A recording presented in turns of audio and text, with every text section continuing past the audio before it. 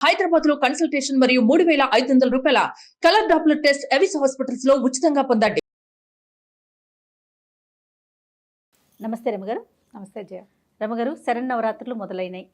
So మొదటి రోజు నుంచి అమ్మవారి అలంకరణ, పూజా విధానం ఒక్కొక్కటిగా మనం ఒక్కొక్క వీడియో రూపంలో అందిద్దాం, సరేనండి? మరి ఈరోజు మొదటి రోజు అమ్మవారి అలంకరణ కానీ, ఆ రోజు అవలంబించాల్సిన పూజా విధానం కానీ, తర్వాత నైవేద్యం కానీ, ఇవన్నీ ఒక్కసారి. సాధారణంగా మనం దుర్గాదేవిని అనుసరించదలుచుకున్నాం. విజయవాడలో దుర్గాదేవికి చేసే అలంకారం, అలాగే ఇళ్లలో సాధారణంగా ఏం చేసుకుంటారు, శ్రీశైలంలో అమ్మవారిని ఎలా అలంకరిస్తారు, ఈ 3 వాక్యాలు చెప్తాం, 3 విషయాలు. అట్లనే ఇవాళ మొదటి రోజు కాబట్టి తొలి రోజున అమ్మవారిని బాలా స్వరూపంగా కొలిచే విధానం సాధారణంగా ఇళ్లల్లో ఉంటుంది. బాల మొదటి రోజు ఇవాళే కదా మొదలు పెట్టాము. అవునవును. ఈ బాలగా అలంకరించుకుంటే బాల అనే స్వరూపంతో అర్చించి అమ్మవారికి తేలికగా నివేదన చేస్తారు. తేలికపాటి నివేదన చేసి ఎవరైనా బాల చిన్న పాపని చూసుకుని ఆమెకి పూజ చేసుకోవటం. అయితే నవదుర్గా స్వరూపాలు, నవదుర్గా స్తోత్రం అని ఒక స్తోత్రం ఉంది. దాంట్లో 9 మంది దుర్గలు ఎవరెవరు, ప్రథమం శైలపుత్రి చ అని చెప్తారు. మొట్టమొదటిది శైలపుత్రి, అదే మనం బాలా స్వరూపం అని చెప్తున్నాం. అయితే శ్రీశైలంలోనూ అక్కడ నవదుర్గా స్వరూపాలని అర్చిస్తారు. ఇది దుర్గా స్వరూప వర్ణనే కదా ఇది. అయితే శైలపుత్రిగా అమ్మవారిని అలంకరిస్తారు. హిమోత్పత పర్వతరాజపుత్రికగా పార్వతీదేవి మొదట అవతరించిందని, ఆయనకే కూతురుగా జన్మించిందని ఆమెని అర్చించడం అక్కడ విధానం. అయితే మనకి విజయవాడలో మాత్రం అమ్మవారిని స్వర్ణకవచాలంకృత దుర్గా స్వరూపంలో ఆవిష్కరిస్తారు. స్వర్ణకవచం ధరింపజేస్తారు. మొత్తం అన్ని బాహువులు, 10 బాహువులతోటి అట్లా చాలా బాగుంటుంది. స్వర్ణకవచం ఎంత బాగుంటుందో అమ్మవారు, భలే బాగుంటుంది. మామూలుగా నవ్వుతున్నట్టు ఉంటుందా, ఇంత కవచం వేసుకున్నా కూడా ఆ నవ్వు అలాగే ఉంటుంది. మామూలుగా కవచం ఎప్పుడేస్తారు, యుద్ధానికి వెళ్ళేటప్పుడు వేస్తారు. 10 రోజుల్లో యుద్ధం చేయబోయే ఆవిడ కవచం ధరించినా కూడా ఆ నవ్వు మీకోసమే నేను కవచం ధరించాను అన్నట్టుగా కనపడుతుంది. ఈ రోజున అమ్మవారికి పసుపచ్చటి వస్త్రాలు సమర్పిస్తారు. మనం మామూలుగా ఇళ్లలో చేసుకునేటప్పుడు ఏం చేస్తాము, అమ్మవారికి రోజు ఒక వస్త్రం, గాజులు, ఇట్లా అంటే వస్త్రము అలంకరణ 2 సమర్పించాలి. ఇది నియమంగా పెట్టుకుందాం. ఒకవేళ 10 రోజులు చేసేవాళ్ళు ఏం చేయొచ్చు, పసుపచ్చటి జాకెట్ బట్ట లేదా పసుపు రంగు చీర, పసుపు రంగు గాజులు. మొదటి రోజున పులిహోర, కట్టె పొంగలి. ఈ విజయవాడలో ఈ 2 చేస్తారు. అమ్మవారికి కట్టె పొంగలి నివేదన చేస్తారు, పులిహోర నివేదన చేస్తారు. మనం ఇంట్లో చేసుకునేటప్పుడు కట్టె పొంగల్ని, మనం మిరియం పొంగల్ చేసుకుంటాం, పెసరపప్పు పొంగలిని అమ్మవారికి నివేదన చేయొచ్చు. ఒకవేళ మనకి సాధ్యం కాదు, అంత అవకాశం లేదు, ఏదైనా ఒక నివేదన చేయదలుచుకుంటే కనుక ప్రతిరోజు పులగాన్ని నివేదన చేసుకోవచ్చు. పులగం, పెసరపప్పు, బియ్యం కలిపి వండేయటం.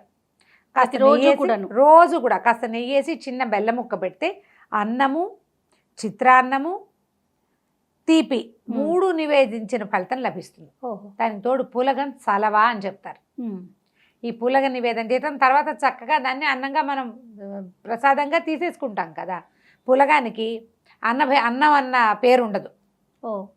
అది కట్టె పొంగల్తోటి, తీయ పొంగల్తోటి, పాయసంతో, అన్నంతో అన్నిటికీ సమానమే.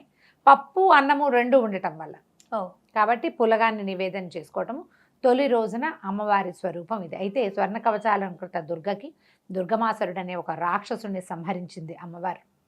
అంచేతే ఆమె దుర్గ అయ్యింది. అయితే ఈ రోజున మనము దుర్గార్తి శమని అని చెప్పబడేటువంటి ధనుంజయకృత దుర్గా స్తుతి చదువుకుంటాం. దుర్గలో ద్వాత్రింశత్ నామావళి అని ఉంది. 32 నామాలున్న దుర్గా కవచాన్ని కూడా ఈ రోజున దుర్గా స్తుతిని కూడా మనం ఈ రోజున చదువుకోవచ్చు. ఇది భయాన్ని పోగొడుతుంది. దుర్గ శబ్దము భయాన్ని పోగొడుతుంది. ఎక్కడైనా ఆపదల్లో ఉన్నప్పుడు, ప్రయాణం చేసేటప్పుడు ఈ రోజున అమ్మవారిని ఎలా తలుచుకుంటామో అట్లా తలుచుకునే విధానాన్ని అలవర్చుకోవాలి. ఇదేంటంటే స్త్రీలకి రక్షణ ఇచ్చేటువంటి శబ్దం దుర్గ శబ్దం. ఇప్పుడు మనం ఆడవాళ్ళ కోసమే కదా చెప్తాం. మనం మొత్తం ఇంచుమించు 80% వ్యూవర్స్ ఆడవాళ్లే, స్త్రీలే కదా. ఆడవాళ్ళు ఎలా ధైర్యంగా ఉండాలో చెప్పటమే దుర్గా స్వరూపం యొక్క లక్షణం. మనం పూజని ఓమని పూజగా చేసేసి ప్రసాదంగా పెట్టేసి ప్రసాదం పంచేసి తినేసి వాయనాలు ఇచ్చేసి అంతటితో ఆగిపోవద్దు. ఏం చెప్తోంది అమ్మ మనకి? నీ మీదకి వస్తే తిరగబడు, నీకు నువ్వుగా నిలబడు. ఈమె భర్తని పిలవల సాయానికి, ఆమె తన దగ్గర ఉన్న ఆయుధాలు పుచ్చుకుంది. ఆమెకు 18 చేతులున్నా, నీకు 2 చేతులే ఉన్నా, చేతులు లేవు, ఉన్నాయి కదా, చేతులతోటి ఎట్లా ఆమె యుద్ధం చేసింది? 18 చేతులతోటి చూపిస్తారు ఆ దుర్గని.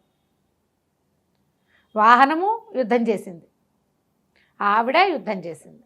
ఆ స్వరూపాన్ని జ్ఞాపకం చేసుకుని జీవితంలో గెలవడానికి ఇలా పోరాడాలి. దసరాలో ప్రతిరోజు మనకి మనం అన్వయించుకోవాలి. ఈ అన్వయంతో ముందుకెళ్తే దసరా పూజలు చేసిన ఫలితం లభిస్తుంది. కష్టాలు రావా జీవితంలో? వస్తాయి. ఒకటి, ఎవరైనా మన మీద పడ్డమే కాదు, మనకి సహజంగా జీవితం ఇచ్చే కష్టాలు కొన్ని ఉంటాయి. అవును. మరణాలు అనొచ్చు, పిల్లల నుంచి సెపరేషను, భర్తల నుంచి సెపరేషను, ఉద్యోగాల్లోనో ఎక్కడో ఇబ్బందులు, ఆర్థికమైన ఇబ్బందులు. నువ్వు నిలబడితే దుర్గలాగా నువ్వు అన్నిటినీ జయించగలుగుతావు. మనం శైలపుత్రి వ్యవహారం తీసుకున్న దుర్గాదేవి అయితే ఇట్లా చెప్పుకున్నాం. శైలపుత్రికి ఏం చెప్తారంటే, శైలపుత్రికి కూడా ఆవిడ సతీదేవిగా దహనం అయిపోయింది. అవును. అయిపోయి మళ్ళీ ఆ భర్తని పొందడానికి, మళ్ళీ ఆయనతో జీవితం కోసం హిమోత్పర్వతానికి పుత్రికగా పుట్టింది. పుట్టి ఆ భర్తని సాధించుకోవటం కోసం ఆయన ఎప్పటివాడు, ఈవిడెప్పటిది, పసిబిడ్డగా ఉంది ఇక్కడ, బాలికగా కదా జన్మించింది. బాలికగా జన్మించి కూడా మళ్ళీ భర్తని స్వాధీనపరచుకోవటం కోసం ప్రయత్నం చేస్తుంది. ఆమె ప్రయత్నం ఆమెదే, అంతే. అదే పెద్దెత్తు ప్రయత్నం కాకపోయినా రాజపుత్రిక ఆవిడ ఎంత హాయిగా అయినా ఉండొచ్చు. తపస్సు చేసుకుంటున్నటువంటి భీషణ తపస్సులో ఉన్న పరమేశ్వరుని ప్రార్థించడానికే తిరిగేది ఆవిడ. ఆయన వద్దంటే తపస్సుకు కూడా దిగింది. అంటే ఆమె ప్రయత్నం ఆమె చేసింది చూడు. అవును. అలాంటి ప్రయత్నం ప్రతి స్త్రీ చేయాలనే ఈ తొలి రోజు దసరా పండగ మనకి నేర్పిస్తుంది. చెప్పా కదా, పూజగా చేసేయద్దు. ఏమిటి ఇందులోది అని ఆలోచించండి. ఈ రోజు నుంచి మొదలుపెట్టి ఈ 10 రోజులు పోట్లాటలు, గొడవలు, యుద్ధాలు, తగాదాలు దానికి వెళ్ళద్దు. మీ నియమాలకి ఇతరులు, మీ స్పౌజ్ పక్క వాళ్ళు, భర్త కనుక ఒప్పుకోకపోతే, కుటుంబంలో కుదరకపోతే ఆ నియమాల జోలికి వెళ్ళబోకండి. కలశం పెట్టుకునే పద్ధతి ఉన్న వాళ్ళు తొలి రోజు నుంచి పొద్దున్నే తెల్లవారుజామునే లేచి కలశం పెట్టుకోవాల్సి వస్తారు. అఖండం కూడా ఈ రోజునే పెట్టుకుంటారు. పొద్దున ముందు రోజు అమావాస్య కదా, అవును, పొద్దున్నే పెట్టేసుకోవడం. ఇప్పుడు దీనికి మళ్ళీ మంచి ముహూర్తం, పూజ ఎప్పుడు మొదలు పెట్టాలి అని అడుగుతాడు. సూర్యోదయంతో కనుక మొదలు పెడితే తప్పు లేదని చెప్తారు పెద్దవాళ్ళు. ముహూర్తంతో పని లేకుండా సూర్యోదయ కాలం చూసుకోవాలి. ఓకే.